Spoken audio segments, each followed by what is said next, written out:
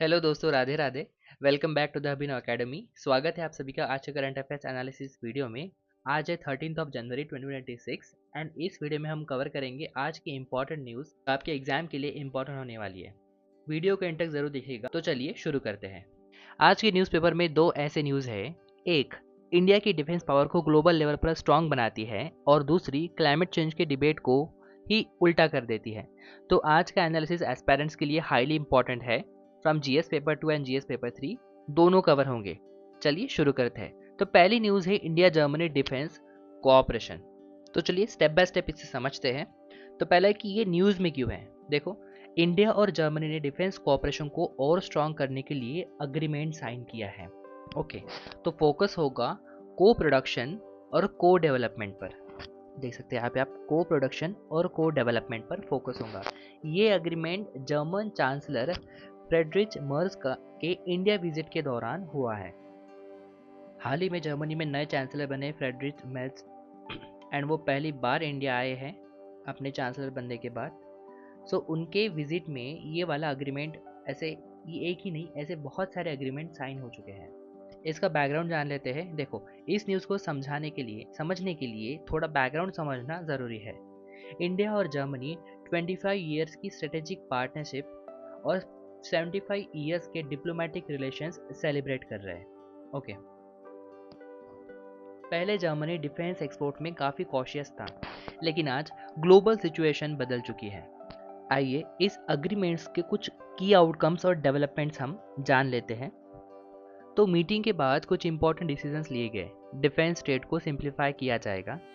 Indian defence industry के साथ joint manufacturing की जाएंगी।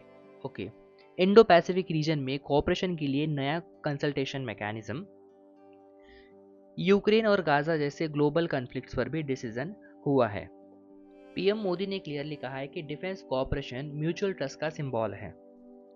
सो इसका स्ट्रेटेजिक सिग्निफिकेंस क्या है। It support Atmanirbhar Bharat in defence and it reduces over dependence on traditional suppliers, जैसे कि रशिया और यूएस, ये हमारे ट्रेडिशनल सप्लायर्स है for oils and other things. It enhances access to advance German technologies जैसे कि सबमरीन्स हो गई, engines and electronics. And it strengthens India's role in Indo Pacific strategic architecture. अब इसमें जर्मनी का पर्सपेक्टिव क्या है। So Germany is concern about global instability and protectionism. Okay, Germany seeks to diversify supply chains away from excessive dependence on limited regions. Views India as a stable democratic and manufacturing partner.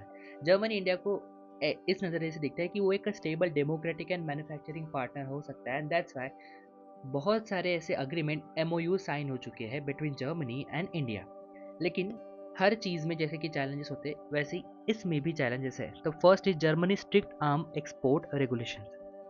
Second है technology transfer limitation and third is aligning strategic priorities in Indo Pacific and NATO commitments. What are the way forward? Institutionalized defense cooperation, focus on dual use technologies like cyber, AI, and space, and link defense cooperation with skilling, MSME, and Make in India. So, concluding this, we can say India and Germany defense cooperation reflects a shift from transactional ties to strategic trust based partnership, but aligning India's self reliance goals with Europe search for the reliable partners in a volatile global order. Okay, I hope you got this. आइए बढ़ते हैं अगली news की तरफ। This is very important and this is related to the solar energy. This is solar panels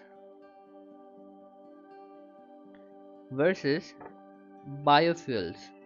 अब आते हैं आज की सबसे शॉकिंग न्यूज़ पर। आपको क्या लगता है, सोलर पैनल ज़्यादा एनर्जी देते हैं या बायोफ्यूल्स? आंसर आपको सरप्राइज करेगा। देखो, डेटा के अकॉर्डिंग सोलर पैनल्स पर एकड़ लैंड से बायोफ्यूल्स के कंपैरिजन में 23 टाइम्स ज़्यादा एनर्जी प्रोड्यूस करते हैं। Okay, you can see here a data driven analysis shown that solar panel produce 23 times more than energy than biofuels. Yes, 23 times more. See, पहले इसका बैकग्राउंड जान लेते हैं। Biofuels once promoted as a low carbon alternative to fossil fuels. Globally हम कहते हैं कि biofuels meet only 3 to 4% of a transport energy demand. Large tracts of agricultural land are use for biofuel crops like sugarcane, maize and soybean. इसी से biofuels बनता है। And rising electric vehicle adoption changes the decarbonisation pathway. आइए कुछ data point समझ लेते हैं। तो लैंड अंदर बायोफ्यूल्स कितनी है? 32 मिलियन हेक्टर्स। मतलब जितने में हम शुगर केन, मैज और सोयाबीन लगाते हैं उतनी land 32 millions of hectares it's equals to land of Germany और Poland you can say. Energy output comparison, energy कितना आता है बायोफ्यूल से? तो वेरी लो एनर्जी यील्ड पर एकड़। एंड अगर सोलर पैनल से देखा जाए तो 50 to 25% efficiency versus plant converting less than equal to 1% of a sunlight. Okay. Solar panels on biofuel land could generate 32,000, enough to meet entire global electricity demand. And only 1/4 of a land could power all global road transport if vehicles are electrified. इतना सब data जान के यही conclusion निकलता है कि biofuels are less efficient than solar energy. See, let's understand here why biofuels are inefficient. Reason क्या है? देखो, प्लांट सनलाइट का सिर्फ 1% से कम एनर्जी कन्वर्ट कर पाते हैं। यू कैन सी हियर, जो प्लांट्स हैं वो सनलाइट का सिर्फ 1% से कम एनर्जी कन्वर्ट कर पाते हैं। उसके बाद जब हम उन्हें फ्यूल में बदलते हैं और एनर्जी लॉस होती है उनसे। वही सोलर पैनल्स 15 से 25% ऑफ सनलाइट को डायरेक्टली इलेक्ट्रिसिटी में कन्वर्ट कर देते हैं। वर्ल्ड में लगभग 32 मिलियन हेक्टर लैंड सिर्फ बायोफ्यूल्स के लिए यूज होती है। ये एरिया साइज जर्मनी या पोलैंड के बराबर है। अगर इसी लैंड पर सोलर पैनल्स लगाए जाए तो पूरी दुनिया की इलेक्ट्रिसिटी डिमांड पूरी हो सकती है। That's why multiple lose energy. See, photosynthesis efficiency, processing and refining losses. Hidden climate, climate also the main reason for decreasing inefficiency of biofuels. क्या होता है? Land use changes, loss carbon sequestration potential. अगर transport का देखा जाए, transport and EV angle से अगर सोचा जाए तो अगर तो ट्रांसपोर्ट इलेक्ट्रिक हो जाए तो सिर्फ 25% ऑफ बायोफ्यूल लैंड पूरी दुनिया के कार्स और ट्रक्स चला सकती है। तो बाकी का लैंड उसमें क्या करेंगे? Food production, aviation, biofuels, rewilding और कार्बन सिंक्स। देखो, जैसे कि ये वाला पॉइंट यहाँ पे मेंशन है कि अगर पूरा ट्रांसफर इलेक्ट्रिक हो जाए तो सिर्फ 25% बायोफ्यूल की जो लैंड है, जो अभी 32 बिलियन हेक्टर में जो पूरे वर्ल्ड वाइड है, उनमें से सिर्फ 25% ऑफ बायोफ्यूल लैंड पूरी दुनिया के कार्स और ट्रक्स चला सकती है। तो बाकी लैंड क्या? 75% में हम क्या कर सकते हैं? तो फूड प्रोडक्शन हम कर सकते हैं, एविएशन बायोफ्यूल्स कर सकते हैं and rewilding of carbon sinks कर सकते हैं। इंडिया के पर्सपेक्टिव से अगर देखा जाए तो इंडिया के लिए इसका मतलब क्लियर है, solar plus EVs, solar plus EV strategy ethanol blending से ज़्यादा इफेक्टिव हो सकती है। लैंड इफिशिएंसी अब क्लाइमेट पॉलिसी का सेंट्रल पॉइंट बनने वाली है। तो इस आर्टिकल्स का कोर मैसेज ये नहीं है कि बायोफ्यूल्स खराब है, मैसेज ये है कि लैंड एक लिमिटेड रिसोर्स है और उसका यूज स्मार्ट होना चाहिए। See, exam tips for aspirants. Use this example in GS3 answers on renewable energy, land use, climate mitigation. Quote figures like 23 times more energy to enrich your answers. देखो, आज के analysis से आपने क्या सीखा? तो first point is defence equals to strategic autonomy. And second is, जो ये करंट अपन ने आर्टिकल पढ़ा, सो व्हाट डज इट से?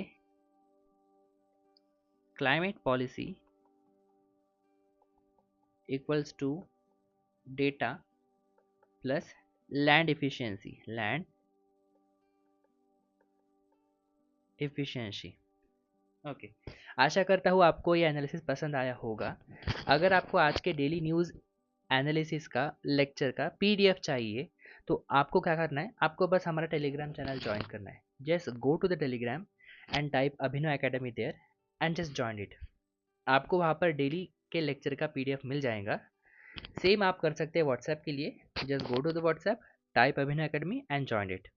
सो ज्वाइन कीजिए and short and crisp notes को एंजॉय कीजिए, एक्सेस कीजिए।